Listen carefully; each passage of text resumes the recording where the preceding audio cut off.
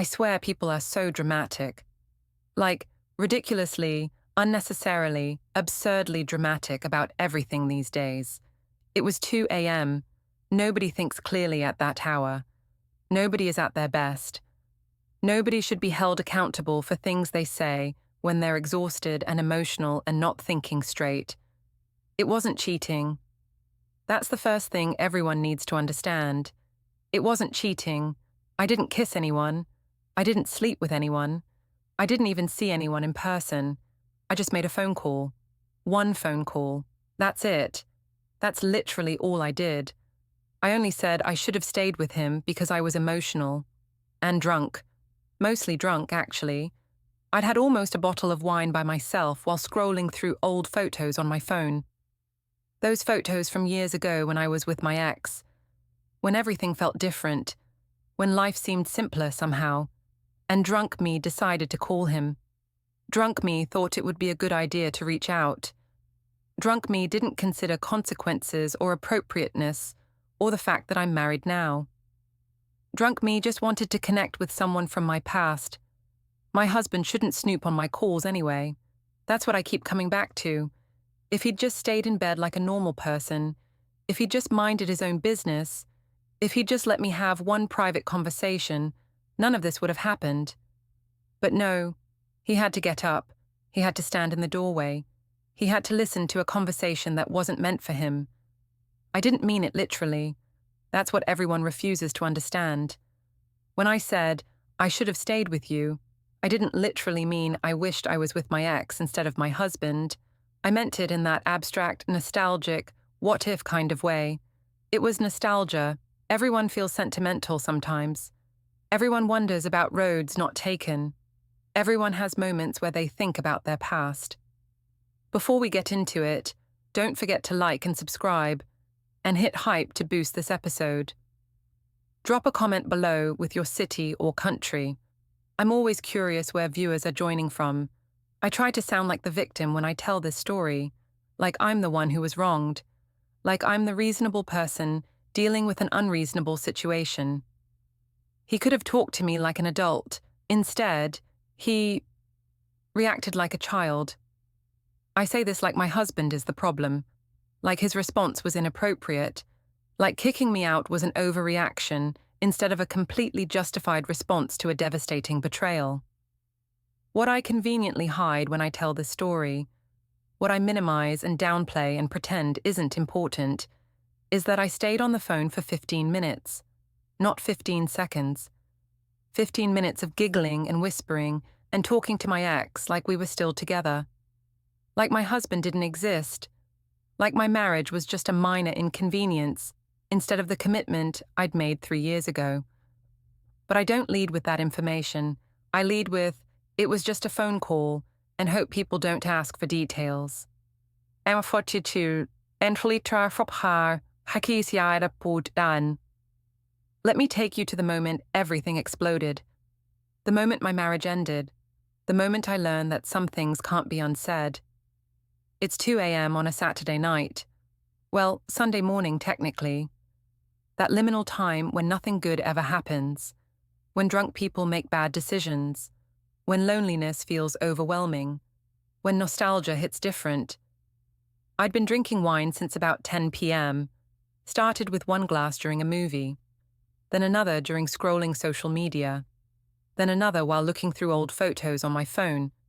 Then I just stopped counting and kept pouring. My husband had gone to bed around 11. He'd kissed me goodnight, told me not to stay up too late, asked if I was okay since I seemed quiet. I'd said I was fine. I'd lied and said I was just tired. He'd believed me and gone to bed, trusting that his wife would just finish her wine and come to bed soon. But I didn't go to bed. I stayed up scrolling through photos, through memories, through the digital archive of my relationship with my ex, photos from 5 years ago, from when we were together, from when I thought he was the one, from before everything fell apart and we broke up and I moved on and met my husband. I'm looking at these photos, us at the beach, us at concerts, us at parties, us laughing and kissing and looking happy, and I'm feeling this wave of something, not love exactly, Not even longing, really. More like curiosity, wondering, that what-if feeling that eats at you when you're drunk and alone and not thinking clearly. And drunk me decides this is the perfect time to reach out. Drunk me thinks calling my ex at 2 a.m. is a totally reasonable thing to do. Drunk me doesn't consider that I'm married, that this is inappropriate, that this will have consequences. I find his number. It's still in my phone. I never deleted it. My husband never asked me to delete it. Why would he? He trusted me. Trusted that just because I had my ex's number didn't mean I'd ever use it. I hit call. It rings 4 times. I'm about to hang up, about to come to my senses, when he picks up. Hello? His voice is groggy, confused. He was definitely asleep. Hey, I say, and my voice is soft, slurred slightly, obviously drunk. It's me. Silence. Then, why are you calling me at 2 a.m.? Good question. Great question. A question I should have asked myself before dialing. I was just thinking about you. Looking at old photos. Remember that trip to Santa Barbara? I'm whispering. Not because I'm trying to hide. My husband is asleep upstairs. There's no reason to whisper. But because drunk me thinks whispering makes this more intimate, more special, more like it used to be. Yeah, I remember. He sounds cautious, uncertain. Are you okay? I'm fine, I pause. Take another sip of wine. I don't know. Sometimes I think about us, about what could have been different. I'm smiling as I say this. Actually smiling. Like this is a fun conversation instead of a betrayal. Like I'm catching up with an old friend instead of emotionally cheating on my husband. You're married, he points out. Flat, factual. I know I am. But sometimes, another pause, another sip. Sometimes I think I should have stayed with you instead. The words hang in the air, heavy, damaging, unretractable. I said it softly, but I meant it. Or drunk me meant it. Or some part of me that I don't want to acknowledge meant it. I should have stayed with you instead of leaving. Instead of meeting him. Instead of getting married. I should have just stayed. I'm still whispering, still smiling, still completely unaware that my life is about to implode. Because I think my husband is asleep. I think I'm alone. I think this conversation is private. I'm wrong about all of that. My husband appears in the doorway, silent, just standing there, staring at me with a look I've never seen before. Not anger, not hurt.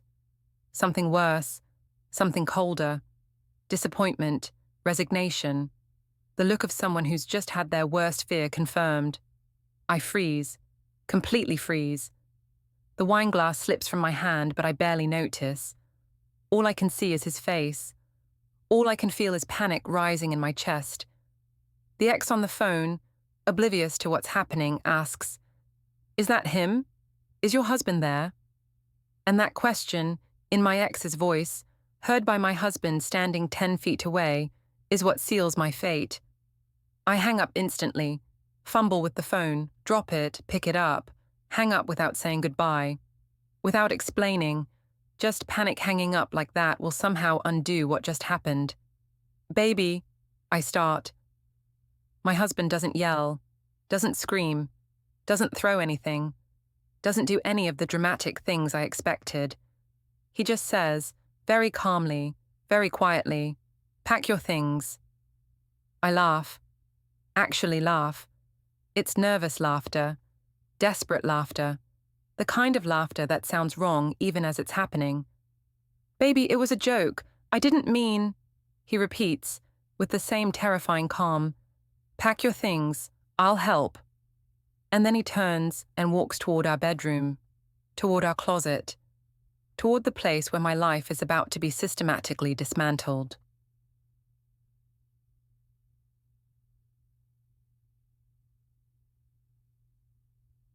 I follow him, stumbling slightly because I'm still drunk, still processing, still not fully understanding that this is real, that this is actually happening.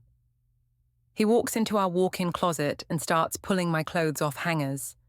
Not violently, not angrily, just methodically, efficiently, like he's completing a task he's thought through carefully. He folds each piece of clothing with precision, my sweaters, my jeans, my dresses, everything I own being carefully folded and set aside. That's what scares me more than yelling would have, the calm, the control, the deliberate nature of what he's doing. This isn't a fit of rage, this is a decision, a final decision that he's executing with careful planning. Stop, I say, grabbing his arm. Stop it, you're overreacting. He doesn't stop, doesn't even pause, just shakes off my hand and continues folding. It was a phone call, one phone call. I was drunk. I didn't mean any of it. He finally speaks, still not looking at me. You said you should have stayed with him. So go try. The words are simple, direct, devastating. I didn't mean it. My voice is rising now, getting shrill, getting desperate. He still doesn't look at me, still doesn't stop folding. Then why did you say it? Because I was drunk, because I was being stupid, because you meant it. He cuts me off, finally looks at me, and his eyes are dead, empty, like looking at a stranger. Drunk words are sober thoughts. You said what you've been thinking, what you've probably been thinking for a while. That's not true, isn't it? He goes back to folding. You kept his number. You've been looking at old photos. You called him at 2 a.m. You told him you should have stayed. Those aren't the actions of someone who's over their ex. Those are the actions of someone who's been settling for their husband. I don't have a response to that. Because he's right. Every word is right. And I hate that he's right. He finishes with the closet and moves to the dresser, opens my drawers, starts folding underwear and socks and pajamas, all the intimate items, all the personal things, all being packed up to remove me from his life. I try grabbing the clothes from him, try unpacking while he's packing, a pathetic tug-of-war with my own belongings. Stop helping, I yell at him. Stop packing my stuff. You don't get to stay here after calling another man at 2 a.m. to tell him you should have stayed with him. His voice is still calm, still controlled, which somehow makes it worse. You don't get to tell your ex you made a mistake marrying me and then sleep in my bed. I never said I made a mistake. You said you should have stayed with him. Same thing. He pulls my largest suitcase from the top shelf of the closet, sets it on the bed, opens it, and starts filling it with everything he's folded. My clothes go in first, then my shoes, then my toiletries from the bathroom, then my chargers and electronics, then my books from the nightstand, then even my comfort items, the stuffed animal I've had since childhood, the blanket I use when I'm cold, the pillow I prefer. He's thought of everything. He's removing every trace of me, making sure I have everything I need because he doesn't want me to have any excuse to come back.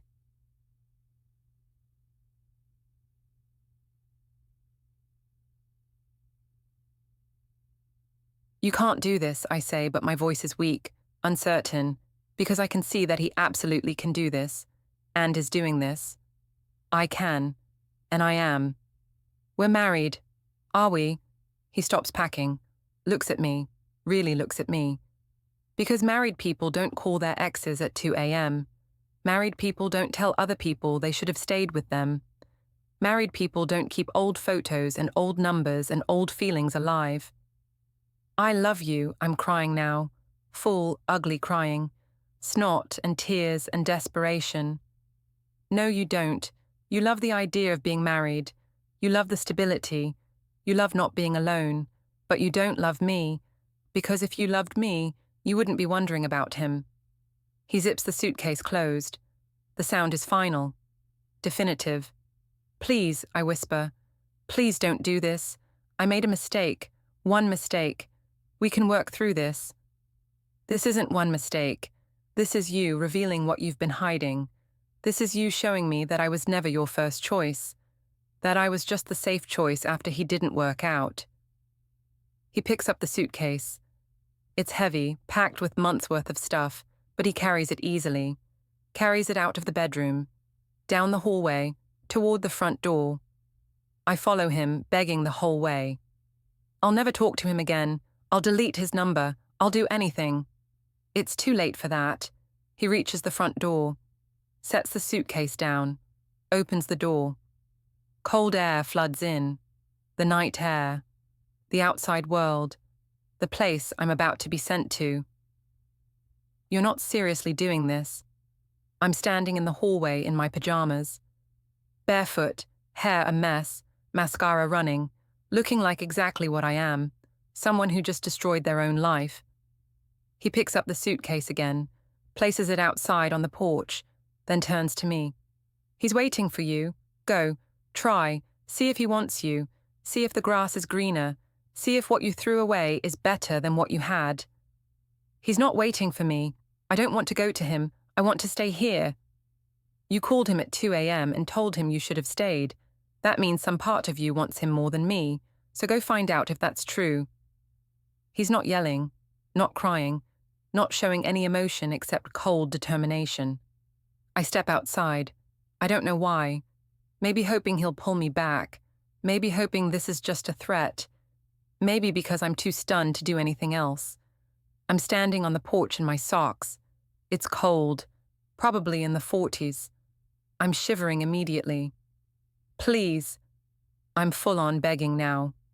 On the edge of the porch, gripping the doorframe. You're my husband. I didn't mean it. I was drunk and stupid and I made a horrible mistake, but I didn't mean it. He looks at me like I'm a stranger, like he's never seen me before, like 3 years of marriage have been erased in one phone call. You didn't call your husband at 2 a.m. You called your regret. The words hit like a physical blow, because they're true. They're devastatingly, horribly true. I called him because I was drunk. You called him because you wanted to, because you miss him, because you've never fully gotten over him, because I was never enough for you. That's not true. Then why do you still have his number? Why do you look at old photos? Why do you call him when you're drunk and vulnerable? Why do you tell him you should have stayed? I don't have answers, don't have explanations that don't make me look terrible, don't have anything except tears and panic. He steps back inside, away from me, creating distance. Go, he says quietly. Go try with him. See if he's everything you remember. See if I was just the backup plan. I don't want him. I want you. You don't get both. You don't get to keep me while pining for him. Make a choice. Go to him and see if that's what you really want. And if it's not, then at least you'll know. But you can't come back here. You can't come back to me. Because I deserve better than someone who calls their ex at 2 a.m. Then he closes the door. Not slammed, just closed, with that same terrible click that means finality. I hear the deadbolt, then the chain, then his footsteps walking away, leaving me outside in the cold with a suitcase and nowhere to go. I sit on the porch for an hour, maybe longer. I lose track of time. I'm crying, shaking from cold, banging on the door periodically, calling his phone over and over, getting sent to voicemail every time. I try the doorbell. It doesn't work. He's turned it off or unplugged it or something. I try calling again. Voicemail. I try texting. Please let me in. I'm sorry. I'm so sorry. Please. Read. No response. I'm freezing out here. Read. No response. Please just talk to me. Read. No response. I can see the light under the door. He's awake. He's ignoring me deliberately. He's made his choice, and he's sticking to it no matter how much I beg. Neighbors' lights start turning on. People peering through windows, seeing me sitting on my own porch with the suitcase at 3 a.m., watching my humiliation, witnessing my downfall. Mrs. Martinez from next door opens her window. Everything okay out there? Fine, I call back, trying to sound normal while sitting on a porch in my pajamas. Just locked out. She doesn't believe me. I can tell, but she closes the window anyway, probably deciding it's not her business. But tomorrow everyone will know. Tomorrow the whole neighborhood will be talking about how I got kicked out at 3 a.m. Tomorrow everyone will be speculating about what I did to deserve it. I try calling my ex, the person I supposedly should have stayed with, the person I called at 2 a.m., the person who apparently was worth destroying my marriage over. It rings, and rings, and goes to voicemail. I don't leave a message. What would I even say? Hey, remember when I called you an hour ago? Want to come get me? My husband kicked me out because of that call. I try again. Voicemail again. One more time. This time he picks up. Stop calling me. His voice is harsh, annoyed. I don't know what's going on with you, but I don't want to be part of it. I need help. He kicked me out. Can I? No. Whatever drama you've got going, leave me out of it. I'm hanging up. Don't call again. Click. He's gone. So the man I told I should have stayed with doesn't even want to talk to me. Doesn't want to help me. Doesn't want anything to do with the mess I've created. I try calling my parents. It goes to voicemail. They're asleep. Normal people are asleep at 3 a.m. Only people whose lives are falling apart are awake. I try my sister. Voicemail. I try my best friend. She picks up. Do you know what time it is? She sounds annoyed. Groggy. I need help. Can I stay with you tonight? What happened? I made a mistake. Can I just come over? I'll explain tomorrow. Silence. Long silence. Then, what did you do? I called my ex. My husband heard. He kicked me out. More silence. Even longer this time. You called your ex? At this hour? While married? I was drunk. I didn't mean anything, but he won't let me back in and I have nowhere to go. Call your parents. They're not answering. Then call a hotel. Please, I just need... No, I'm not enabling this. You did something stupid and now you're dealing with consequences. Figure it out yourself. She hangs up. My best friend hangs up on me. Everyone is hanging up on me. Everyone is abandoning me. Everyone thinks I deserve this. And maybe I do. Maybe I deserve to sit on a cold porch at 3 a.m. with a suitcase. Maybe I deserve to have no one willing to help me. Maybe I deserve to lose everything over one drunken phone call. But I don't want to admit that. Don't want to face that. So I keep sitting here, hoping my husband will change his mind. He doesn't. Until I occurred at 4 a.m., I finally give up, except that he's not opening the door, except that I need to find somewhere else to go. I call a rideshare, stand on the curb with my suitcase, still in my pajamas, still barefoot because I never got my shoes, looking like someone who just got kicked out, because that's exactly what I am. The driver pulls up, looks at me, looks at my suitcase, definitely makes assumptions about what kind of person requests a ride at 4 a.m. looking like this. Rough night? He asks as I load my suitcase. Something like that. He doesn't press, just drives. The car is warm and I'm so cold that I start crying again from the relief of not freezing anymore. Where to? He asks. Good question. Where am I going? I can't go to my parents without calling first. Can't go to friends who won't answer. Can't go to my ex who told me to stop calling. Can't go back home because my husband locked me out. Just drive toward downtown. I'll figure it out. We drive in silence. Me crying in the back seat, him pretending not to notice. Both of us existing in this awkward space of strangers, witnessing each other's worst moments. Eventually, I tell him to take me to my parents' house. It's 4:30 a.m. They'll be asleep. But maybe they'll let me in. Maybe they'll help, even if my friends won't. He drops me off. I tip him extra because I feel bad that he had to deal with my breakdown. He looks relieved to be rid of me. I stand outside my parents' house. Their house where I grew up. Where I lived before I got married. Where I'm apparently returning now because I destroyed my marriage. I ring the doorbell. Wait. Ring again. Lights turn on. I hear footsteps. My dad opens the door. He's in his bathrobe. looks confused, then sees me in my suitcase and his expression changes to understanding and disappointment. What did you do? Not, are you okay? Not, what happened? Just, what did you do? Because he knows. Somehow, he already knows. Maybe my husband called him. Maybe he just knows me well enough to know that if I'm on his doorstep at 4:30 a.m. with a suitcase, I did something. Can I come in? He steps aside. Doesn't say yes, but doesn't say no.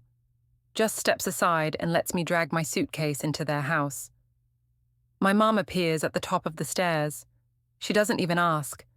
Just looks at me. At my suitcase. At my tear-stained face. And shakes her head.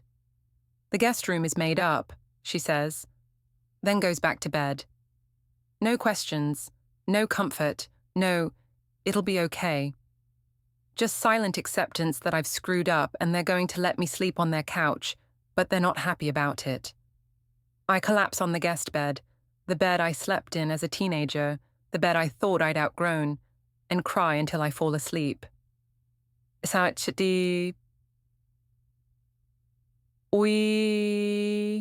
I wake up around noon, head pounding, eyes swollen, mouth tasting like wine and regret. For a moment, I don't remember where I am, don't remember what happened, don't remember why I'm in my parents' guest room. Then it hits me. All of it. The phone call, my husband hearing, the packing, the door closing, the cold porch, the rejection from everyone I tried to call. I grab my phone. 17 missed calls from my husband. Wait, no.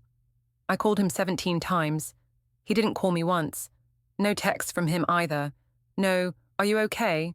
No, where are you? Just silence. I text him. I'm at my parents'. Can we please talk? Delivered. Read. No response. I wait an hour. Nothing. I try calling. Straight to voicemail. He's blocked me. Actually blocked me. After 3 years of marriage, he's blocked my number. I get up, go downstairs. My parents are in the kitchen. They stop talking when I enter. We're definitely talking about me. Coffee? My mum asks. Her voice is neutral. Not warm, not cold, just neutral. Thanks. She pours me a cup, sets it in front of me. Doesn't ask how I'm doing, doesn't ask what happened, just goes back to her own coffee. My dad looks at me over his newspaper. Your husband called this morning. My heart jumps. What did he say? That you'd be staying here for a while, that he's filing for divorce, that he'll send your remaining things once he's packed them. The words hit like bullets. Divorce. He's actually filing for divorce. He can't. We haven't even talked about. He said you called your ex at 2 a.m., told him you should have stayed with him, said he heard the whole thing. My dad's voice is flat, disappointed. Is that true? I want to deny it, want to say it's a misunderstanding, want to spin it somehow. But I can't, because it is true. I was drunk. That's not an excuse. I didn't mean it. Then why did you say it? He folds his newspaper, looks at me directly. Why would you call an ex at 2 a.m.? Why would you tell him you should have stayed? Why would you do that to your husband? I don't know. I wasn't thinking. Clearly. He stands up. You can stay here until you find your own place. But your mother and I are not going to be part of whatever drama this becomes. We're not going to take sides. We're not going to help you get him back. You made your choice when you made that call. I didn't choose my ex. You chose to call him. You chose to tell him you should have stayed. You chose to hurt your husband. Those are all choices you made, and now you get to live with them. He leaves the kitchen. My mom follows, leaving me alone with my coffee and my regrets. On a traîne chemin, in Tikaura show, and A week passes, the worst week of my life. I'm living in my parents' guest room, 30 years old and back in my childhood home because I destroyed my adult life. My husband hasn't contacted me once. Not a text, not a call, not an email, just complete silence. I got a message from his lawyer, official, legal, cold, filing for divorce, citing irreconcilable differences, asking me to sign papers. I haven't signed them, haven't responded, haven't done anything except lie in bed and replay that night over and over. My friends won't talk to me. They've all heard what happened. They've all chosen his side. They've all decided I'm the villain. My ex blocked my number, won't respond to emails, made it clear he wants nothing to do with me or my drama. So I destroyed my marriage for a man who doesn't want me. I threw away 3 years with my husband for a fantasy. I ruined everything for nothing, and I still try to justify it. Still try to make myself the victim. It wasn't fair, I tell myself. I didn't cheat. I didn't even see my ex. My husband should have talked to me, not thrown me out. Everyone misses their ex sometimes. That doesn't mean I wanted to leave. It was one phone call. He ruined everything over nothing. I say these things out loud, to my parents who don't respond, to friends who don't call back, to myself in the mirror, but I don't believe them, not really. Because deep down, I know the truth. He didn't ruin anything. I did. I ruined it when I kept my ex's number, when I looked at old photos, when I called him at 2 a.m., when I told him I should have stayed. I ruined it by never fully committing to my marriage, by keeping one foot in my past, by treating my husband like a backup plan instead of my choice. He didn't overreact. He reacted exactly right. He removed someone from his life who wasn't fully there, who was spending emotional energy on someone else, who was keeping old feelings alive instead of building new ones. I destroyed my own marriage, with my own words, on my own phone call, at 2 a.m. when I should have been in bed with my husband instead of talking to my ex. And now I'm paying for it, divorced at 30, living with my parents, friendless, alone.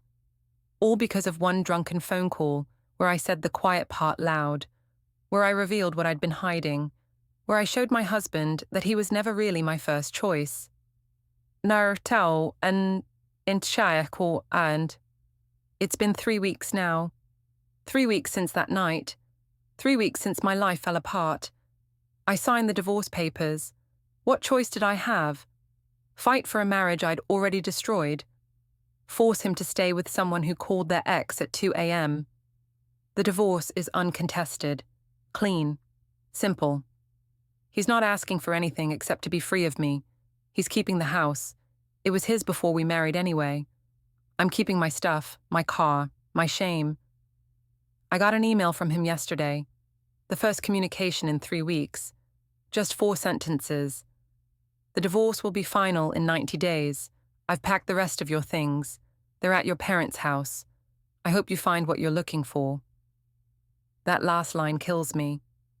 I hope you find what you're looking for. Because he knows I wasn't looking for him. I was looking for something else. Someone else. Some fantasy version of my ex that probably never existed. I tried responding, tried apologizing one more time, tried explaining, tried begging. The email bounced back. He's blocked me everywhere. Made sure I can't contact him. Made sure this is really, truly over. I tell myself I'm fine. Tell myself this is for the best. Tell myself I didn't want to be married to someone who would kick me out over one mistake anyway. But I'm not fine. This isn't for the best. And it wasn't one mistake. It was a pattern of mistakes that culminated in one devastating phone call. I miss him. Not my ex. My husband. The man I took for granted. The man I betrayed. The man I lost because I couldn't let go of my past. I miss our home. Our bed. Our life together. All the things I threw away because I got drunk and nostalgic at 2 a.m. I miss being married, being someone's partner, being part of a team instead of being alone. But most of all, I miss the person I was when I was with him. The better version of myself, the version who had someone who loved her despite her flaws. The version who had a future instead of just regrets. When I saw Tatao, or Sound How. I tell this story now, a month after he kicked me out, a month after I destroyed everything, and I still struggle with taking full responsibility. Part of me still wants to say it wasn't fair. Part of me still wants to claim I didn't cheat. Part of me still wants to insist everyone misses their ex sometimes. It wasn't fair. He could have talked to me, given me a chance, tried to work through it. He didn't have to kick me out immediately, didn't have to file for divorce so fast, didn't have to cut me out of his life so completely. Except it was fair. It was exactly what I deserved. Because I didn't just make one mistake, I showed him who I really was. I showed him that after 3 years of marriage, I was still thinking about someone else, still wondering what if, still not fully committed. I didn't cheat. I never saw my ex in person, never kissed him, never slept with him, just made a phone call, just said some words. That's not the same as cheating, right? Except it is the same. It's emotional cheating. It's betrayal. It's telling your husband that you're thinking about someone else, that you regret choosing him, that, given the chance, you might have stayed with your ex instead. My husband should have talked to me, not thrown me out, should have given me a chance to explain, should have let me apologize and make it right. Except there was nothing to explain.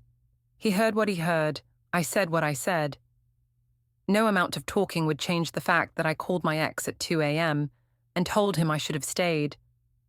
Everyone misses their ex sometimes. That doesn't mean I wanted to leave. Except I did want to leave.